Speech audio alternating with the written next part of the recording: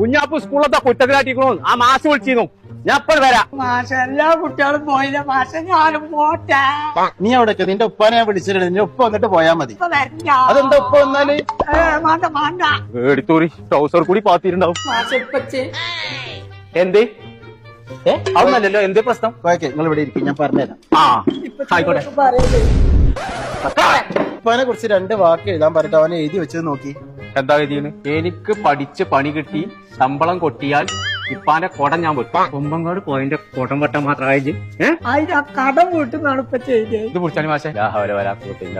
അത് ഇപ്പച്ചിയെ